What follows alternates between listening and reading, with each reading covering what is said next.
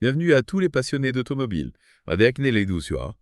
Ce Deep Dive est spécialement conçu pour notre émission quotidienne, Vintage Car Chronicles. Ah oui, Et aujourd'hui, oui, on plonge dans l'univers d'Aston Martin. d'accord. Préparez-vous à découvrir des secrets et des anecdotes fascinantes sur cette marque mythique. Ah, Aston Martin. Une marque qui évoque le luxe, la performance et bien sûr un certain agent secret au volant de bolides légendaires, Loust. Exactement. On va explorer ensemble l'histoire fascinante de cette marque de ses débuts modestes jusqu'à son statut d'icône automobile. Oui. Mais attention, on ne va pas se contenter d'une simple chronologie. On va vraiment plonger au cœur de ce qui a fait d'Aston Martin ce qu'elle est aujourd'hui. Hmm, Vous êtes prêts, alors? C'est parti alors, Ah ouais, d'accord. Alors commençons par le commencement. Oui. D'où vient ce nom, Aston Martin? Eh bien, figurez-vous que l'histoire d'Aston Martin est intimement liée à la course automobile. Ah oui. En 1913, Lionel Martin, un passionné de vitesse, remporte une course de côte à Aston Clinton. C'est cette victoire qui va inspirer le nom de la marque, lorsqu'il fonde Bamford Martin Ltd. avec Robert Bamford. Aston pour la course, Martin pour le pilote. Exactement. C'est simple et efficace. Yeah. Et attendez.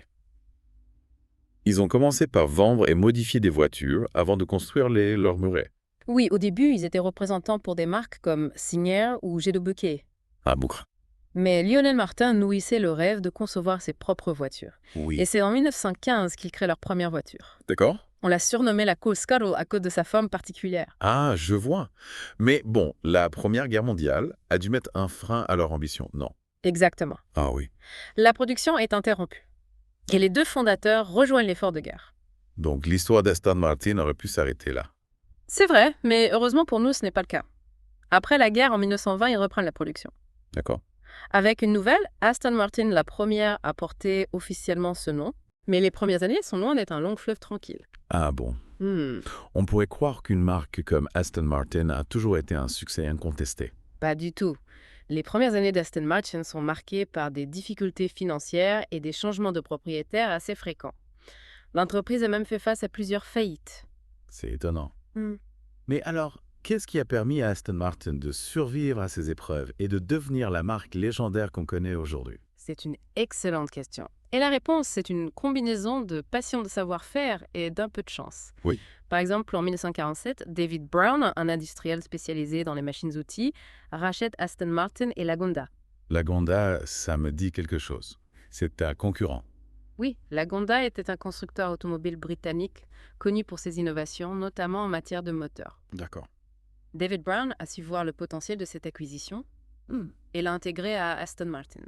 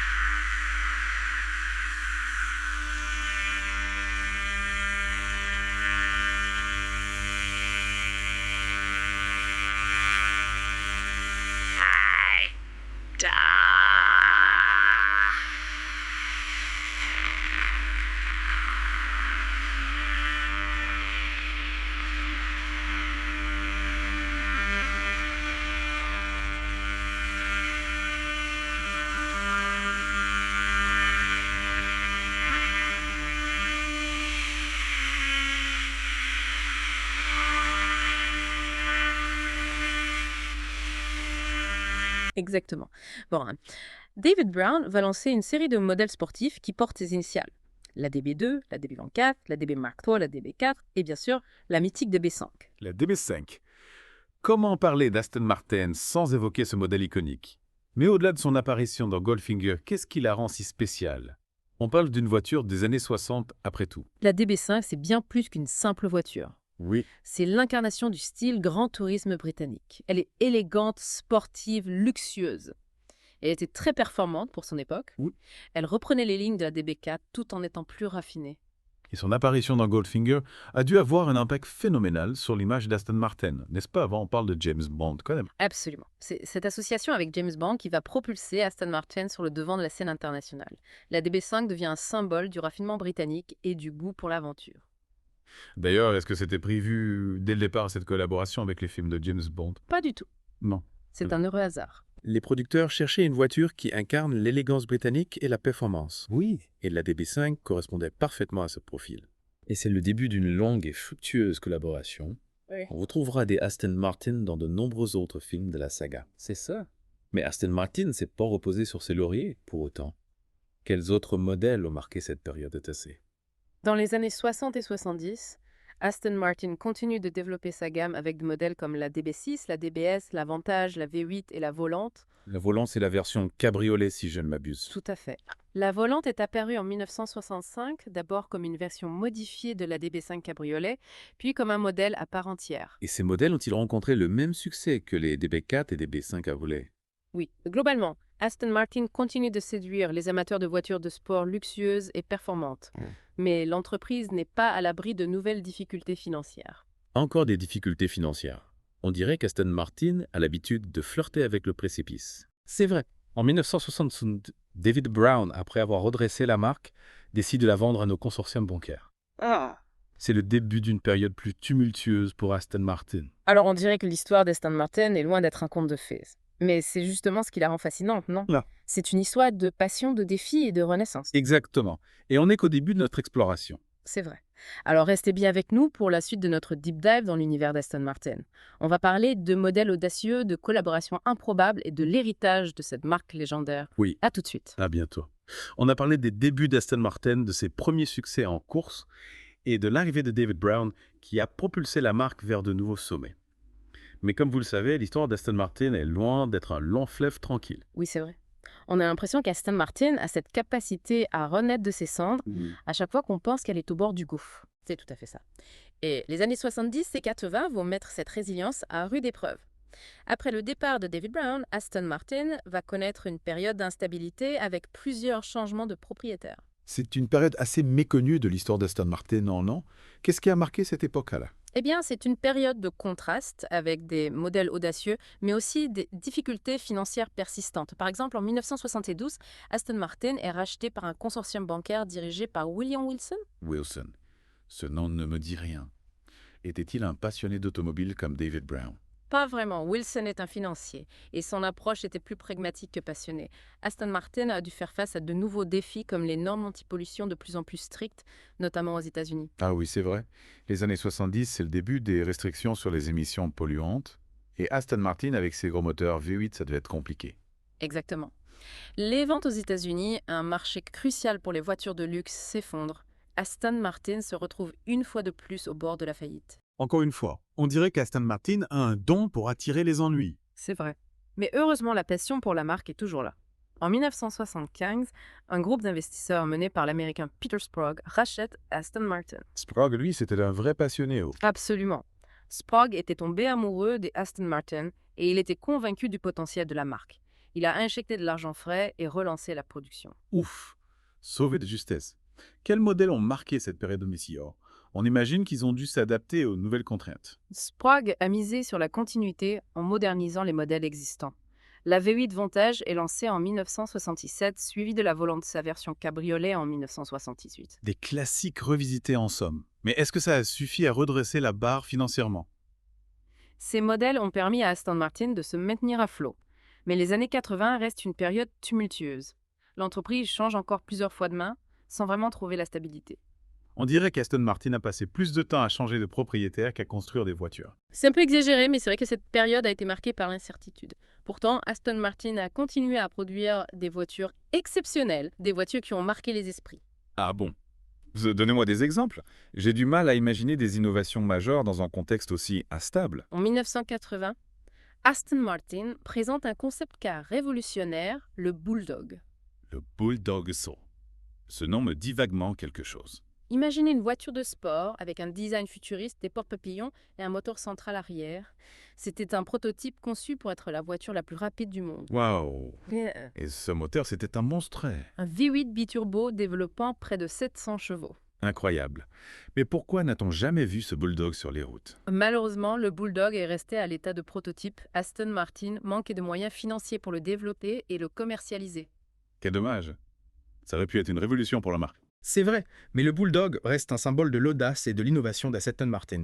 Il a montré que la marque était capable de sortir des sentiers battus et de proposer des concepts avant-gardistes. Et cette audace, on la retrouve dans d'autres modèles des années 80. Oui, absolument. Par exemple, la V8 Zagato, née d'une collaboration avec le célèbre carrossier italien Zagato. Ah, Zagato. Un nom qui évoque le style et l'élégance italienne. Zagato a redessiné la V8 Vantage en lui donnant une allure plus sportive et plus agressive. C'est un modèle rare et très recherché par les collectionneurs aujourd'hui. Intéressant. Mais on a parlé de la Gonda tout à l'heure. Est-ce que cette marque a joué un rôle dans cette période de guide? Oui, bien sûr. En 1976, Aston Martin relance la Lagonda avec un modèle qui va faire couler beaucoup d'encre, la Lagonda Series 2. Ah oui, je me souviens de cette voiture dit. Avec son design anguleux et futuriste, elle ne passait pas inaperçue. C'est le moins qu'on puisse dire. La Lagonda était une voiture en avance sur son temps. Elle était équipée d'un tableau de bord digital et de nombreuses innovations technologiques. C'était un peu la voiture du futur en somme. Est-ce que ce pari technologique a été un succès? La Lagonda a séduit par son design et ses innovations, mais elle a aussi rencontré des problèmes de fiabilité. Ah, et les allées à la technologie. Oui, la Lagonda était une voiture complexe et coûteuse à produire. Elle a souffert de problèmes électroniques et mécaniques qui ont terni sa réputation. Des valves d'Avanci. C'est souvent le prix à payer pour l'innovation. C'est vrai, mais la Lagonda reste un modèle emblématique de cette période. Elle a montré qu'Aston Martin était capable d'oser et d'innover même dans les moments difficiles. Et on peut dire que les années 80 ont été une période difficile pour Aston Martin. Mais on sent que la marque a survécu grâce à cette capacité à prendre des risques, à innover et à séduire les passionnés. Exactement. Et c'est cette ténacité qui va permettre à Aston Martin de se préparer pour un nouvel essor dans les années 90. Ah, les années 90. Une nouvelle ère pour Aston Martin. Dites-moi plus. Avec plaisir. Mais avant de parler de ce renouveau, j'aimerais revenir sur un aspect essentiel de l'histoire d'Aston Martin, son engagement en compétition automobile. Ah oui, la course A. On a parlé des succès des DB3S dans les années 50, mais est-ce qu'Aston Martin a continué à courir après le départ de David Brown?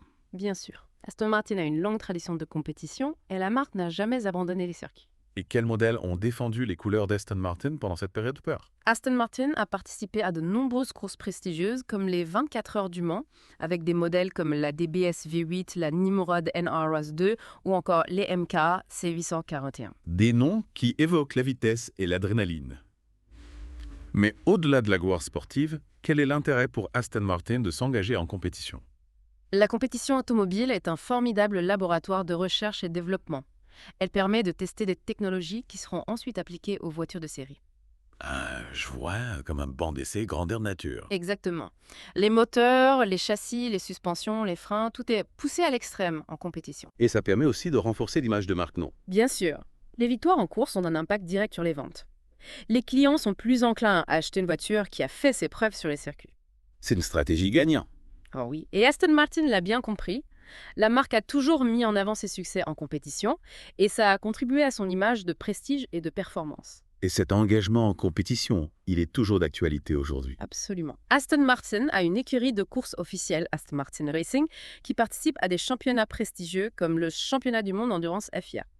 Donc la passion de la course est toujours au cœur de l'ADN d'Aston Martin. Oui, et c'est une des clés de sa longévité. Alors après avoir exploré ces années tumultueuses et l'importance de la compétition, on arrive enfin aux années 90 et au renouveau d'Aston Martin. C'est une période cruciale marquée par l'arrivée d'un acteur majeur de l'industrie automobile, Ford. Abi et Tasake. Le géant américain Zope Kopukuli décoré. Qu'est-ce qui les a amenés à s'intéresser à une petite marque britannique comme Aston Martin? Ford cherchait à s'implanter sur le marché des voitures de luxe et Aston Martin représentait une opportunité unique. Et qu'est-ce que Ford a apporté à Aston Martin? Des moyens financiers considérables, une expertise industrielle et un réseau de distribution mondial. Waouh. On peut dire que Ford a donné un sacré coup de pouce à Aston Martin. Oui, l'arrivée de Ford en 1987 va marquer un tournant décisif dans l'histoire d'Aston Martin. Et ce tournant se traduit par l'arrivée d'un nouveau modèle. Exactement. En 1984, Aston Martin lance la DB7, un modèle qui va connaître un immense succès. La DB7, le retour des DB. Oui, la DB7 est considérée comme la renaissance de la lignée des DB. Elle est plus accessible que les précédents modèles, mais elle conserve l'ADN d'Aston Martin, l'élégance, le luxe et la performance. On dirait la recette du succès. La DB7 a permis à Aston Martin de reconquérir une clientèle plus large et de consolider sa position sur le marché des voitures de sport de luxe. Et Ford, est-ce qu'il reste longtemps propriétaire d'Aston Martin? Ford a resté propriétaire d'Aston Martin pendant 20 ans de 1987 à 2007. 20 ans. C'est une longue période. Qu'est-ce qui va se passer pendant ces 2 décennies? Aston Martin va connaître une période de prospérité et de développement sans précédent sous l'égide de Ford. La production va augmenter considérablement et de nouveaux modèles vont être lancés. Par exemple, On peut citer la V8 Vantage, la Virage, la Vanquish, la DB9. des noms qui font rêver. On dirait qu'Aston Martin a enfin trouvé la stabilité et le succès qu'elle recherchait depuis si longtemps. Oui, sous les Ford, Aston Martin va devenir une marque mondiale reconnue pour son savoir-faire, son style et sa performance. Mais alors pourquoi Ford a-t-il décidé de se séparer d'Aston Martin en 2007? Ford a traversé une période difficile au début des années 2000. Le groupe a dû se restructurer et se concentrer sur ses marques principales. Aston Martin n'était donc plus une priorité pour Ford. C'est ça. Ford a décidé de vendre Aston Martin pour se concentrer sur ses marques américaines comme Ford et Lincoln. Et qui a racheté Aston Martin en 2007. Aston Martin a été racheté par un consortium d'investisseurs mené par David Richards, le président de ProDrive. ProDrive, c'est une écurie de course automobile, si je me souviens bien. Oui, ProDrive est une entreprise spécialisée dans le sport automobile. David Richards est un passionné de voitures et un homme d'affaires avisé. C'est donc un retour aux sources pour Aston Martin qui se retrouve entre les mains d'un passionné. Oui, et David Richards a une vision claire pour Aston Martin. Il veut consolider sa position de leader sur le marché des voitures de sport de luxe et développer sa présence à l'international. Et pour ça, il mise sur des modèles comme la DB9, la DBS V11, la 117 et la V12 Vantage. Exactement.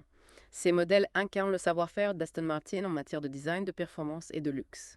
Et Aston Martin continue de collaborer avec James Bond, n'est-ce pas? Oui, la DBS est apparue dans Casino Royale et Quantum of Solace et la DB10 a été spécialement conçue pour le film Spectre. C'est la preuve que l'association entre Aston Martin et James Bond est toujours aussi forte. Absolument. On sent qu'Aston Martin a retrouvé une certaine stabilité et une confiance à l'avenir. Oui, l'entreprise est en pleine forme et elle a de nombreux projets pour les années à venir. Et parmi ces projets, il y a notamment le développement de nouveaux modèles comme le SUV DBX. Le DBX est un tournant important pour Aston Martin. C'est le premier SUV de la marque et il doit permettre de conquérir de nouveaux clients. C'est une stratégie qui a déjà été adoptée par d'autres marques de luxe comme Porsche ou Lamborghini. Oui, le marché des SUV de luxe est en pleine croissance et Aston Martin ne pouvait pas passer à côté de cette opportunité. Mais est-ce que Aston Martin ne risque pas de perdre son identité en se lançant sur ce segment? C'est une question légitime. Mais Aston Martin a assuré que le DBX conservera l'ADN de la marque, l'élégance, le luxe et la performance. On a hâte de voir ce que ça va donner. En tout cas, on peut dire qu'Aston Martin a parcouru un long chemin depuis ses débuts modestes. Oui, l'histoire d'Aston Martin est une succession de hauts et de bas. Mais la marque a toujours su rebondir et se réinventer. C'est la preuve d'une force de caractère et d'une passion inébranlable. Et c'est cette passion qui continue de faire rêver les amateurs de belles voitures à travers le monde. Alors que nous réserve l'avenir pour Aston Martin.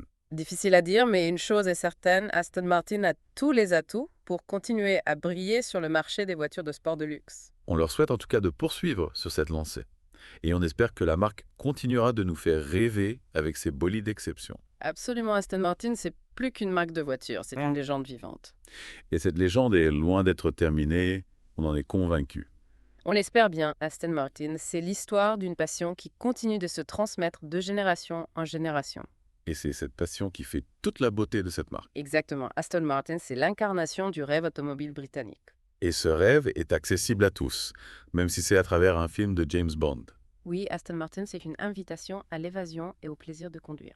Et on ne peut que se réjouir de voir que cette marque continue de prospérer et de nous émerveiller. Longue vie à Aston Martin. On est bien d'accord. Mais avant de conclure cette deuxième partie de notre deep dive, j'aimerais revenir sur un modèle qui a marqué l'histoire d'Aston Martin et qui symbolise à la fois son audace et sa capacité à repousser les limites, la Lagonda. Ah oui, la Lagonda Sacta. Un modèle fascinant, à la fois controversé et visionnaire. On a parlé de son design avant-gardiste, mais j'aimerais creuser un peu plus. Qu'est-ce qui a poussé Aston Martin à créer une voiture aussi radicale? Dans les années 70, Aston Martin traverse une période difficile, comme on l'a vu. La marque a besoin d'un nouveau souffle d'un modèle qui la distingue de la concurrence. Et la Lagonda, c'était ce modèle. Oui, la Lagonda était un pari audacieux, une tentative de créer une voiture de luxe totalement différente de ce qui existait à l'époque. Et ce design si particulier, c'était l'œuvre de quel? C'est William Townes, un designer britannique réputé pour son style anguleux et futuriste qui a dessiné la Lagonda. Ah, William Townes. On lui doit aussi la DBS, si je ne m'abuse. Exactement. Townes avait une vision très personnelle du design automobile et il a appliqué cette vision à la Lagonda avec une liberté totale. On peut dire qu'il n'a pas fait dans la demi-mesure. Mais au-delà de son esthétique, qu'est-ce qui rendait la Lagonda si spéciale?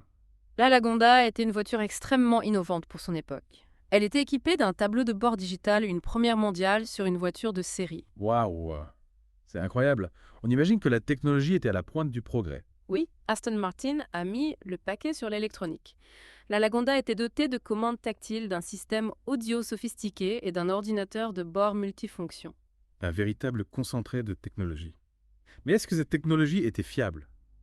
On a parlé des problèmes de la Lagonda tout à l'heure. C'est là que le bas blesse. La technologie embarquée par la Lagonda était très complexe pour l'époque et elle a souffert de nombreux problèmes de fiabilité. Ah, les jours de l'innovation, ça met.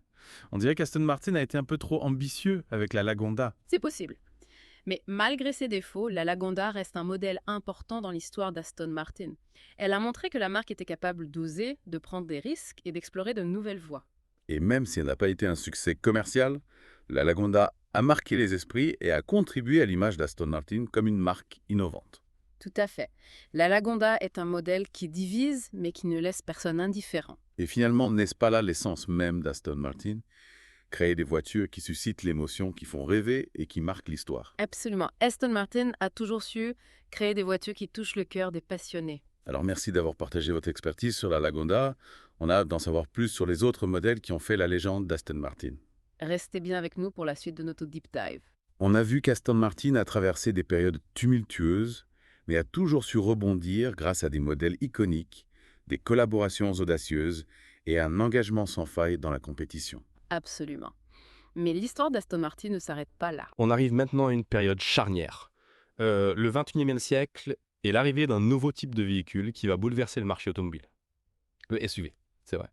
Et pour une marque, Aston Martin, Oui. réputée pour ses voitures de sport élégantes et performantes. Se lancer dans le segment des SUV était un pari risqué, c'est le moins qu'on puisse dire. Comment imaginer un SUV qui puisse incarner l'esprit d'Aston Martin avec son héritage de course et son image de marque luxueuse mat? C'était un défi de taille. Mais Aston Martin l'a relevé avec brio en lançant le DBX en 2019. Le DBX. Un nom qui évoque la puissance et le raffinement. Mais est-ce que ce SUV a réussi à séduire les puristes de la marque? Contre toute attente, le DBX a été un succès commercial retentissant. Il a attiré une nouvelle clientèle séduite par le design élégant, le luxe et les performances exceptionnelles de ce SUV. Parlez-moi un peu de ce design. Comment Aston Martin a-t-il réussi à créer un SUV qui ne ressemble à aucun autre? Le DBX reprend les codes stylistiques d'Aston Martin avec des lignes fluides et sportives, une calandre imposante et des détails raffinés. D'accord. Mais il a aussi sa propre personnalité, avec une silhouette imposante et une garde au sol surélevée qui lui confère une présence unique sur la route. On imagine que sous le capot, on trouve un moteur digne de la réputation d'Aston Martin. Absolument. Le DBX est équipé d'un V8 biturbo de 4 litres développant 550 chevaux, Oui. lui permettant d'abattre le 0,5 km/h en 4,5 secondes. Des performances dignes d'une vraie sportive. On a du mal à imaginer un SUV capable de telles performances. Et l'intérieur, les walleux, est-ce qu'il est à la hauteur du reste-Z? L'habitacle du DBX est un véritable écrin de luxe avec des matériaux nobles, une finition irréprochable et des technologies de pointe. Ah. On retrouve le savoir-faire d'Aston Martin en matière de confort et de raffinement. C'est donc un SUV qui ne fait aucun compromis, que ce soit en termes de performance de luxe ou de confort. Exactement. Le DBX a réussi à concilier l'esprit sportif d'Aston Martin avec les exigences pratiques d'un SUV. C'est une voiture polyvalente, capable de transporter une famille avec style et confort tout en offrant des sensations de conduite exceptionnelles. On peut dire qu'Aston Martin a réussi son pari avec le DBX. Oui. Mais l'industrie automobile est en pleine mutation, avec l'arrivée des voitures électriques. Comment Aston Martin se prépare-t-il à cette révolution? Aston Martin est conscient des enjeux environnementaux et de l'évolution du marché. La marque a déjà annoncé le développement de son premier modèle 100% électrique, la Rapide E. La Rapide E. Une Aston Martin électrique sur l'autovie sud de la bâche de méthode de centre silencieuse et performante. C'est un véritable défi technologique. Mais Aston Martin est déterminé à prouver que le luxe et la performance peuvent rimer avec l'électrification. La Rapide E sera une vitrine technologique pour la marque. C'est une nouvelle ère qui s'ouvre pour Aston Martin et on est impatient de voir ce que l'avenir leur réserve. Mais avant de conclure notre deep dive, j'aimerais revenir sur ce qui fait la spécificité d'Aston Martin, ce qui les distingue des autres constructeurs automobiles. Aston Martin a toujours su cultiver une image de marque unique, alliant le luxe, la performance et un savoir-faire artisanal. Chaque Aston Martin est construite avec passion et attention aux détails. C'est cette combinaison de tradition et d'innovation qui fait la force d'Aston Martin. La marque a su traverser les époques et les crises en restant fidèle à son identité, tout en s'adaptant aux exigences du marché. Exactement. Aston Martin a plus de 100 ans d'histoire. Oui. Et la marque a toujours su se réinventer sans jamais renier son héritage. C'est une marque qui continue de faire rêver les passionnés d'automobile à travers le monde. Et on espère qu'elle continuera de nous faire rêver pendant encore de nombreuses années. Merci à vous d'avoir partagé votre passion et vos connaissances avec nous. Merci à vous pour l'invitation. C'était un plaisir d'échanger avec vous et les auditeurs de Vintage Car Chronicles. Et à tous nos auditeurs, on vous remercie de votre fidélité et on vous donne rendez-vous demain pour un nouveau voyage dans le temps à la découverte d'une autre marque automobile légendaire. N'oubliez pas que Vintage Car Chronicles est une émission quotidienne. À bientôt.